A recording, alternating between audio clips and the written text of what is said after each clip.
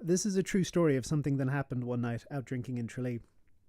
I was with my two friends, Alan and Brian, and by a strange coincidence, all three of us, who were originally from Tralee, and at that time all living in Dublin, had come across one another while out drinking in Tralee without prior agreement. We ended up calling it the spontaneous home away from home night out, which we thought was pretty funny. But then again, we were all decently tipsy, and the standards of what's actually funny takes a bit of a nosedive at that point.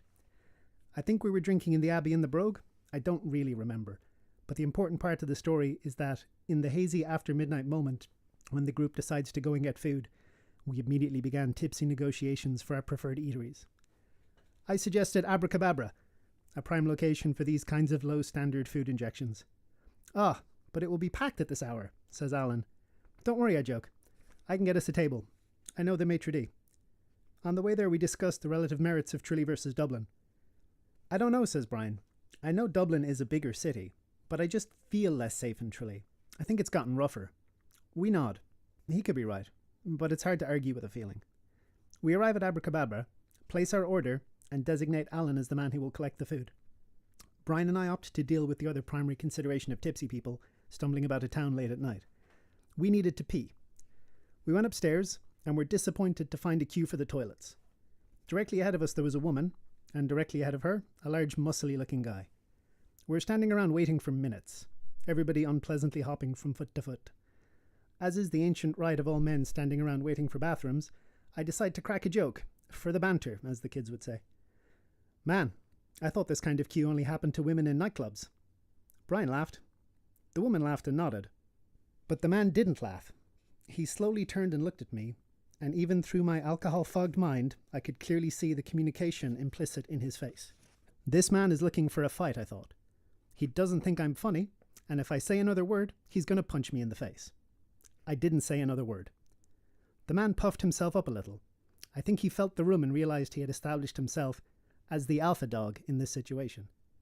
The alpha dog, with a little glance back at me and Brian, to make sure we were watching, walked over to one of the doors. He pounded on it with his fist and his foot. "Come on! For fuck's sake! How long are you going to be in there? You better get out soon if you know what's good for you." We're his audience for this show of machismo, I thought. He's gambling that whoever steps out of that toilet isn't as big as he is, and that's a safe bet. He's a pretty big guy. One thing I always try to be aware of in the back of my mind, though, even at the end of the night of drinking, is that the difference between something being unlikely and something being impossible is an infinite depth of uncertainty. The door opened. A man walked through the doorframe, but in order to accomplish that, he had to stoop. It was as if a figurative brick shithouse had just walked out of a smaller literal brick shithouse. The alpha dog balked initially, but glanced back at us briefly. So quickly you might have missed it if you weren't paying attention. He's in too deep, I thought. If he stops now, he's worried everyone will think he's a coward. The exchange between the two men escalated quickly. Alpha Dog went to raise a fist, but the brick shithouse was too big and too fast. He punched the smaller aggressor in the face and nearly knocked him clean off his feet in one blow.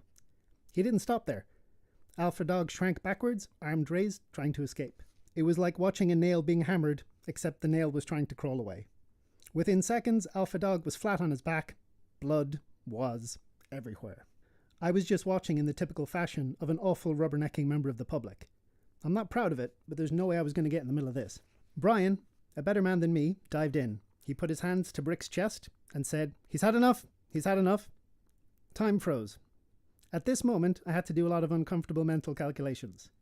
My friend was involved now, and if Brick turned angrily on him, I'd have to be the second person to intercede, probably the third person to get knocked on his ass. The unwritten code of male friendship stated I'd absolutely have to dive in at that point, regardless of my odds of success.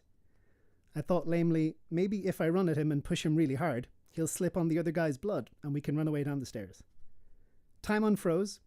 Brick looked at Brian, then he looked down, both figuratively and literally at Alpha Dog. I saw the tension release from his shoulders.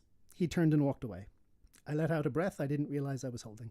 Alpha Dog rolled around lamely on the floor, a mess of blood, snot and tears. Once Brick was sufficiently out of earshot, he made one last lame attempt at machismo. "You pussy," he shouted.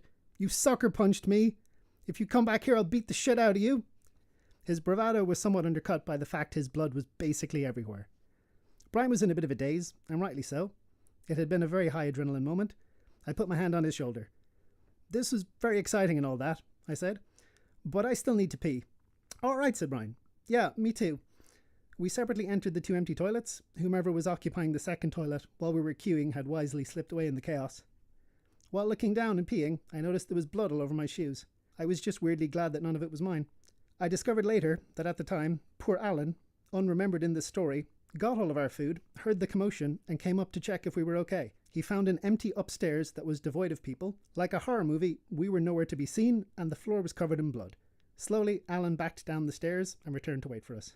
When Brian and I returned to the ground floor, we could already see two groups of lads starting to form, amid lots of muttering.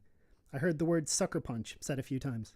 Yo, Alan, I said, we need to take this food and go. And the three of us rapidly exited the premises. While silently walking as a group and eating burgers in one hand, I turned to Brian. You know what? I think you've convinced me. Tralee does feel rougher than Dublin.